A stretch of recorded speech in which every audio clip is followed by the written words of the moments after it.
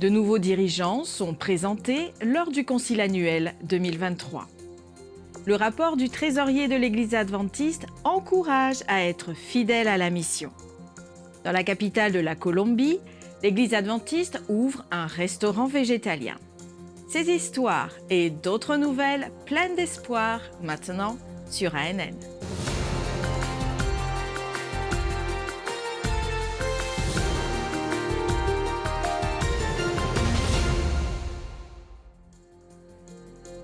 Lors du concile annuel de l'Église adventiste du 7e jour de cette année, qui s'est tenu au siège de la dénomination à Silver Spring, dans le Maryland aux États-Unis, de nouveaux dirigeants ont été présentés. L'un d'entre eux occupe un poste administratif au niveau d'une division et 6 autres occupent des postes à la conférence générale. Découvrez ces dirigeants et plus de détails sur ces réunions. La commission de nomination sélectionnée pour le concile annuel 2023 a présenté son rapport recommandant 7 nouveaux postes aux délégués réunis. Chaque recommandation a été votée et approuvée par le comité exécutif, généralement avec 200 voix ou plus.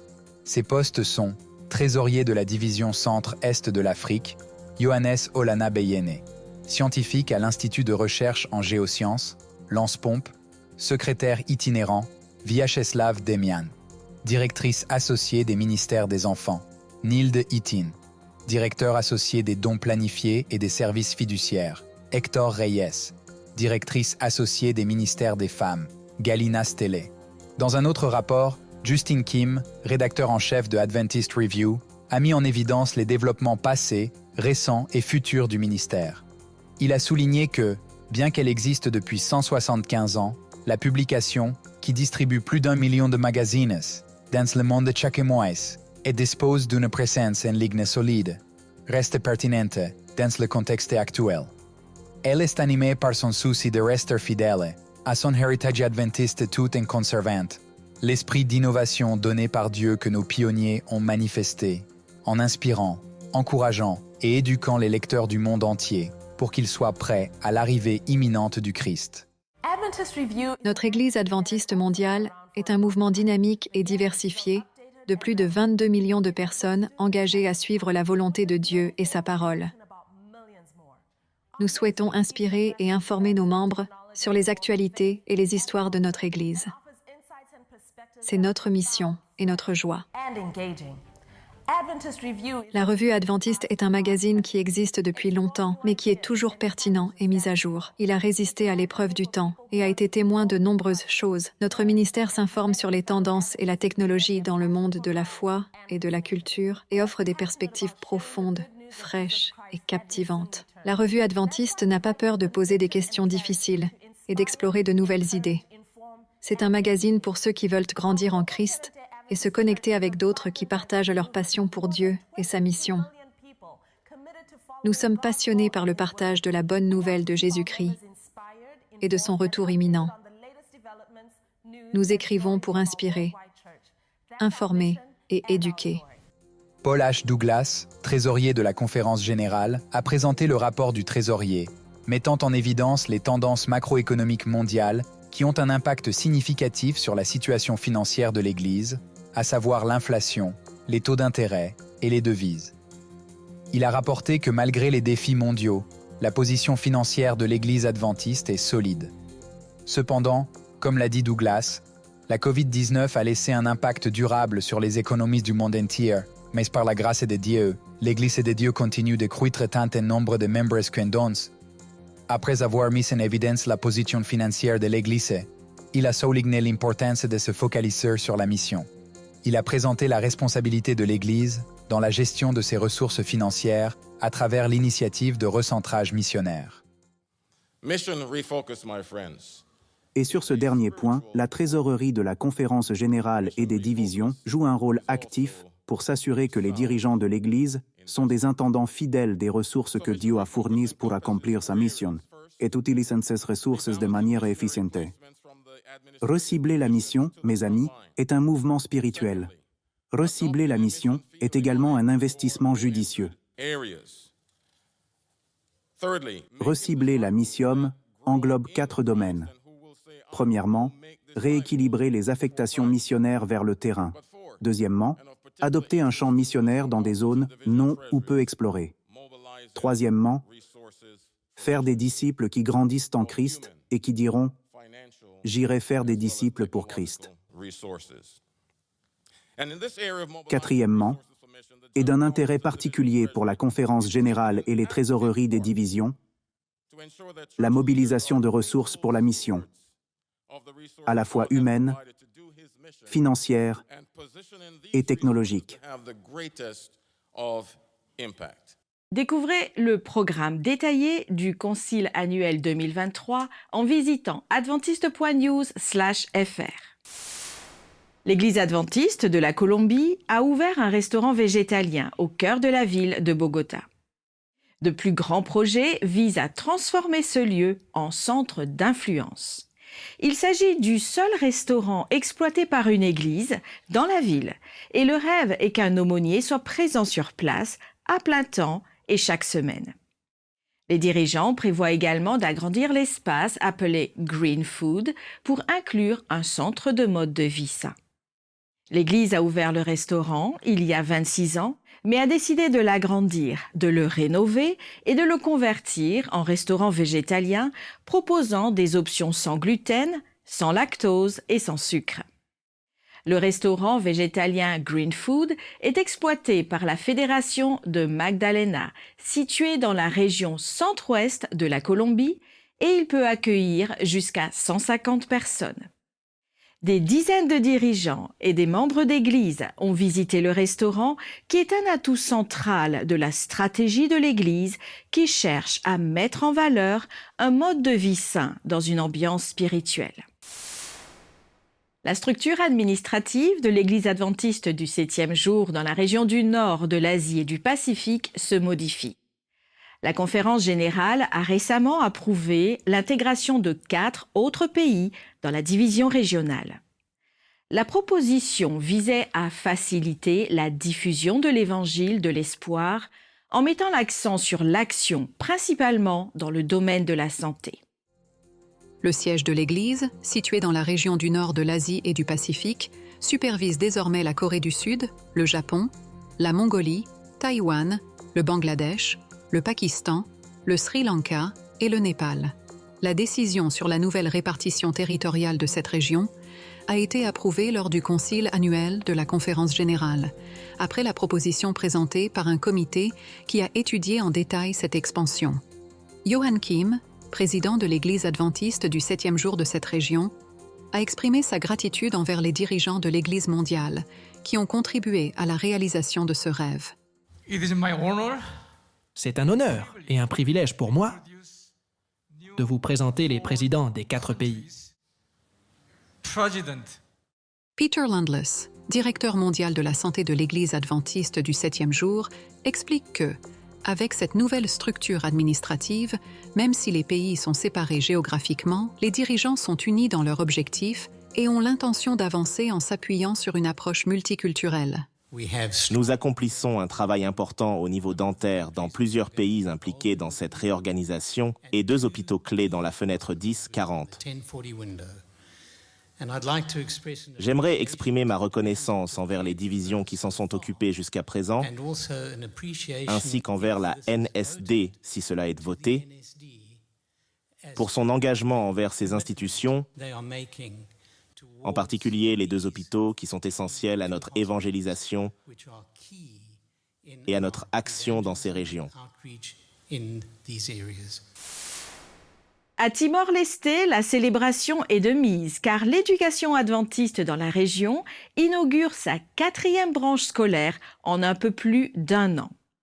Le réseau Thaïs, qui regroupe les écoles internationales adventistes de Timor-Leste, est situé dans un territoire difficile et sert de source remarquable d'espoir pour la communauté locale. En octobre 2022, la branche de Los Palos de Thaïs a été officiellement inaugurée. Cela a été suivi de près par l'ouverture d'une autre école à Samé en novembre 2022 et à Boko en août 2023. Illustrant cette croissance remarquable, la ville de Vike a chaleureusement accueilli la 4e école en septembre. La cérémonie d'inauguration à Vikevike a été honorée par la présence des autorités gouvernementales locales qui ont exprimé leur appréciation profonde pour l'existence de cette école qu'ils estiment capable de mieux préparer les enfants de la ville. Selon eux, cela aura sans aucun doute un impact significatif dans l'avenir. Thaïs se distingue par son enseignement de l'anglais. Actuellement, le réseau Thaïs à Vikevike compte 15 élèves inscrits, mais des inscriptions sont en attente pour l'année prochaine. Ceci montre la forte demande d'enseignement de qualité dans la région et la confiance placée dans le système d'éducation adventiste. Le sabbat biblique, établi lors de la semaine de la création et rappelé dans le 4e commandement, est présent dans le nom et dans l'ADN même de l'Église adventiste du 7e jour. Lors d'un récent épisode de « Comprendre les croyances adventistes », les animateurs Franck Hazel et Keldi Parocci explorent en profondeur le sens et le but de cette croyance fondamentale. Ils discutent de l'importance actuelle du sabbat et s'entretiennent avec une invitée spéciale, Mathilde Frey, spécialiste de l'Ancien Testament. Intéressant. Le sabbat commence en Éden, en fait, au tout début de l'humanité. Puis, nous le voyons plus tard lors de la Pentecôte dans l'Exode. Ensuite, tu as mentionné Exode 20, bien sûr, où il y a les commandements. Et le sabbat est à nouveau présent. C'est là que le sabbat occupe une place centrale. Il est au cœur des 10 commandements. Et il construit cette transition de la partie des 10 commandements qui parle de la relation entre l'homme et Dieu pour venir au sabbat en tant que jour du Seigneur, ton Dieu.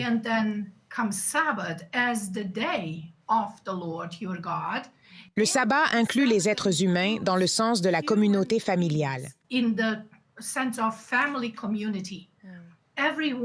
le monde dans cette communauté en fait partie.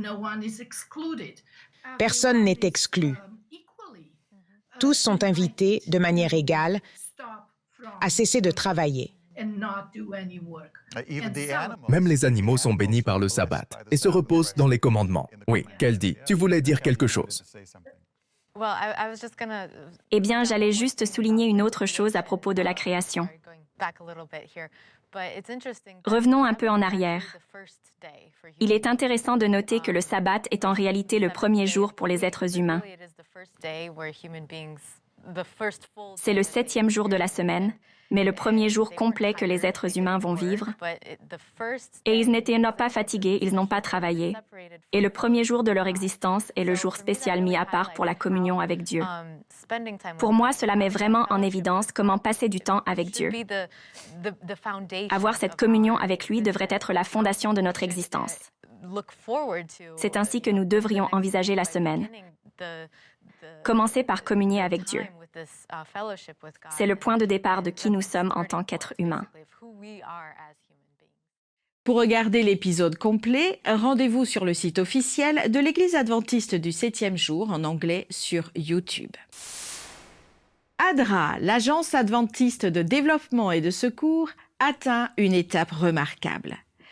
ADRA célèbre 40 ans de service et s'arrête pour se pencher sur son héritage persistant de justice et de compassion.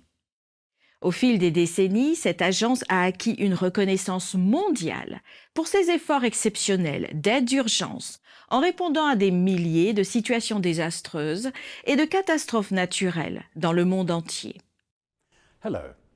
Bonjour, je m'appelle Michael Kruger, président d'ADRA International. Cette année, ADRA célèbre une merveilleuse étape de 40 ans de service aux communautés vulnérables et marginalisées à travers le monde. La première grande intervention d'ADRA en 1983 s'est déroulée dans le cadre de la famine en Éthiopie. Depuis, ADRA a répondu à des milliers de catastrophes naturelles. Il est important de regarder en arrière et de voir comment Dieu a béni cette agence pour tirer les leçons des défis auxquels nous avons été confrontés. Plus important encore, ADRA doit s'assurer qu'elle est prête à répondre avec justice, compassion et amour.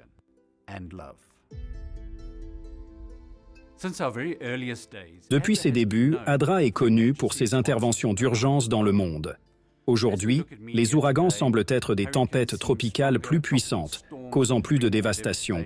Les sécheresses prolongées affectent les agriculteurs. Aussi, ADRA s'est adapté pour pouvoir répondre à ces défis.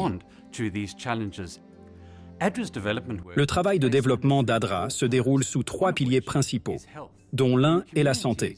Dans les communautés touchées par une sécheresse à long terme ou ravagées par des tempêtes, l'accès à l'eau courante propre et aux services sanitaires n'est pas si simple.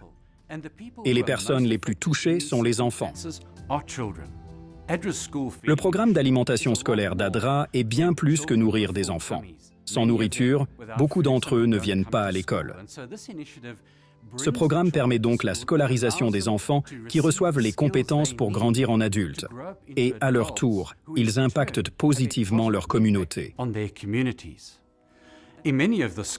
Dans de nombreuses écoles, nous avons de grands potagers qui fournissent les repas nutritifs dont ces enfants ont besoin quotidiennement. Mais cela offre également l'opportunité aux parents de s'impliquer. Très souvent, ce dont ont besoin les communautés, c'est d'un coup de main. Ceci pourrait être une aide à la compétence, la mise à disposition d'un petit prêt ou la commercialisation d'un produit. En Mongolie, ADRA travaille depuis de nombreuses années avec les agriculteurs pour les aider à améliorer la production, que ce soit pour leurs légumes ou leur laine, qu'ils cherchent à commercialiser. Ces projets d'ADRA soutiennent les agriculteurs par des techniques de plantation durables et une aide à l'emballage des produits de manière attrayante pour les consommateurs. ADRA a fait de l'éducation son 3e pilier de développement. Une éducation de qualité change la vie de tout enfant. En 2018, ADRA a organisé un voyage avec des étudiants des États-Unis et du Brésil. Ils ont voyagé dans une région très éloignée de l'Amazonie et ont entrepris de construire une école. Aujourd'hui, cette école fonctionne au maximum de ses capacités. ADRA et des étudiants du monde entier ont hâte de faire d'autres voyages comme celui-ci pour changer la vie des jeunes enfants dans des endroits reculés. En plus de nos piliers de développement, nous reconnaissons le besoin croissant d'amplifier les voix des autres par la défense des droits. En 2019, ADRA a lancé sa première campagne mondiale de plaidoyer pour travailler avec des dirigeants du monde entier afin de scolariser tous les enfants. En partenariat avec des dirigeants de l'Église adventiste et des laïcs de nos communautés, 1,3 million de signatures ont été recueillies pour soutenir notre campagne. En Europe, ADRA a organisé un sommet d'accélération de l'éducation réunissant des représentants du gouvernement et des responsables académiques. Des projets pilotes ont aussi été lancés dans plusieurs pays. Un projet de sensibilisation spécial nous vient du Mexique. Un livre intitulé « Me llaman migrante » met en lumière la situation difficile des migrants et sensibilise à travers des récits.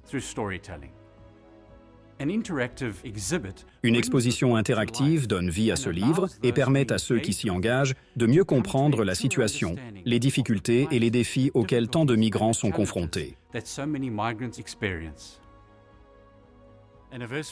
Les anniversaires ne sont pas les mêmes, à moins que nous les partagions avec ceux que nous aimons. Nous voulons exprimer notre gratitude la plus profonde à ceux qui ont soutenu ADRA durant toutes ces années et à ceux qui nous ont portés dans leurs prières. Merci à tous. Ce n'est que le début. ADRA a encore beaucoup à faire alors que nous avançons avec justice, compassion et amour. New Delhi et Pune en Inde ont accueilli les réunions du G20. Le groupe DEVA est un forum de coopération économique internationale formé par 19 pays et l'Union européenne. À New Delhi, l'événement était axé sur les questions politiques.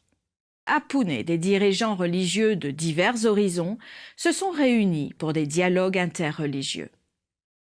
Le docteur Edison Samraj, directeur de l'éducation de l'Église adventiste du 7e jour en Asie du Sud, s'est distingué en prononçant le discours inaugural du sommet interreligieux sur le thème du pouvoir de la grâce et de son rôle central dans nos vies.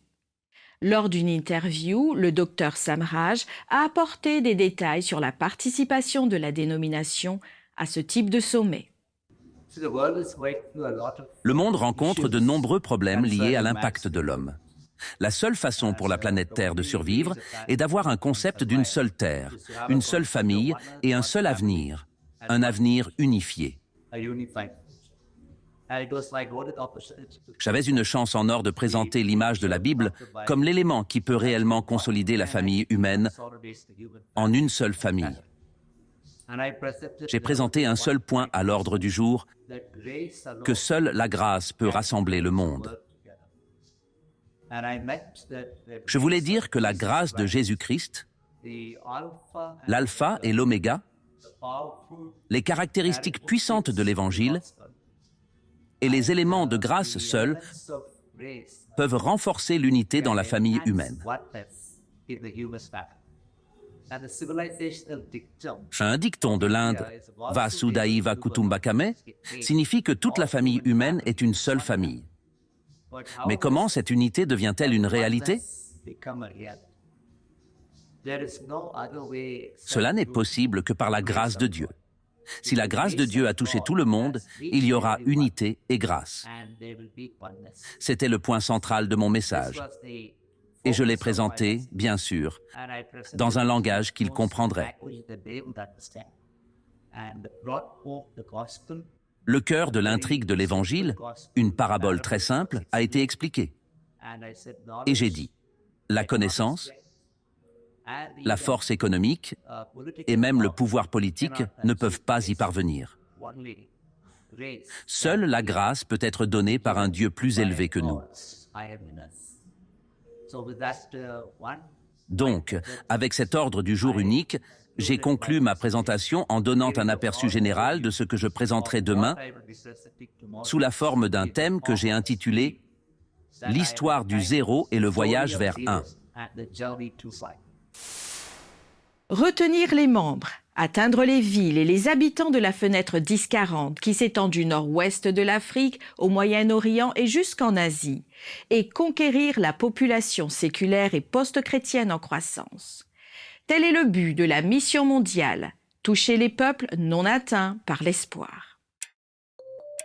Toutes les 30 secondes, quelque part dans le monde, une personne devient adventiste du 7e jour. En 2021, une nouvelle église adventiste a été créée toutes les 3h30 environ. L'année dernière, nous sommes passés à 22 millions de membres. Nous remercions Dieu pour l'expansion de son royaume dans le monde entier, mais nous sommes toujours confrontés à d'énormes défis missionnaires. Examinons les 4 grands défis auxquels nous sommes confrontés. Tout d'abord, le taux de rétention dans notre église. Pour 10 personnes qui entrent dans l'église, 4 la quittent. Deuxièmement, les villes, c'est là que vit aujourd'hui la majeure partie de la population mondiale. C'est un défi particulièrement difficile à relever pour les adventistes du 7e jour. Nous avons eu une histoire difficile avec les villes et nous préférons vivre à la campagne, mais nous devons faire face à notre nouveau champ de mission. Troisièmement, la fenêtre 1040, qui s'étend de l'Afrique du Nord-Ouest au Moyen-Orient et en Asie.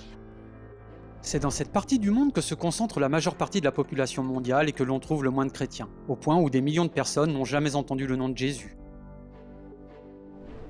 Prenons l'exemple de l'Uttar Pradesh. Il s'agit de l'un des 28 États de l'Inde.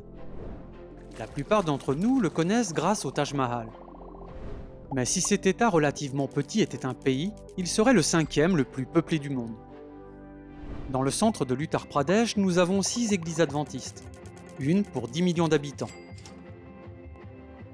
Le défi est encore plus grand au Bihar, un autre État indien limitrophe de l'Uttar Pradesh. Dans la région du Bihar, nous n'avons que 4 églises, une pour près de 32 millions d'habitants.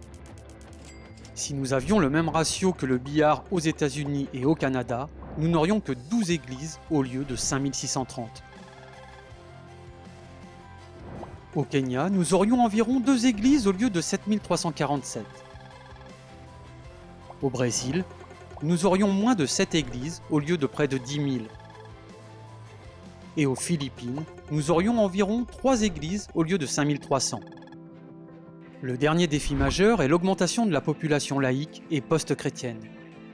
Pour la première fois dans l'histoire, une minorité de personnes en Angleterre et au Pays de Galles ont coché la case « chrétien » lors du recensement de 2021. Cette tendance, observée depuis de nombreuses années en Europe occidentale, en Australie et en Nouvelle-Zélande, touche désormais les États-Unis et d'autres régions. Lorsque nous examinons ces défis, nous devons nous rappeler qu'il s'agit également des défis de Dieu. Il a un plan pour le salut de ce monde et nous a gracieusement invités à participer avec lui à son plan. C'est l'objectif de la mission mondiale, atteindre les exclus avec de l'espoir. Chaque centre de mission globale, chaque pionnier de mission globale, chaque faiseur de tente et chaque centre d'influence urbain ont le même objectif: créer de nouveaux groupes de croyants parmi les populations non encore touchées. Il est temps de recentrer notre temps, nos ressources et nos prières sur ces défis majeurs de la mission. Merci d'avoir suivi ANN. Rejoignez-nous la semaine prochaine pour plus de nouvelles du siège de l'Église adventiste du 7e jour. Saviez-vous que l'Église adventiste du 7e jour a une chaîne YouTube où vous pouvez regarder ANN Vidéo, ANN in Depth et plein d'autres vidéos étonnantes sur la prophétie, la santé et l'étude de la Bible? Cliquez sur le bouton « S'abonner » pour ne jamais manquer une nouvelle vidéo. Vous pouvez également nous laisser un commentaire ou un sujet de prière, car une équipe prie pour vous 24 heures sur 24 et 7 jours sur 7. Avant de nous quitter, voici une bonne nouvelle tirée du psaume 29 au verset 11. L'Éternel donne la force à son peuple. L'Éternel bénit son peuple et le rend heureux. Ainsi s'achève notre programme de cette semaine. N'oubliez pas que vous pouvez toujours visiter adventiste.news/fr pour des nouvelles quotidiennes et des vidéos. À la semaine prochaine pour d'autres nouvelles de foi, d'amour et d'espérance. Que Dieu vous bénisse.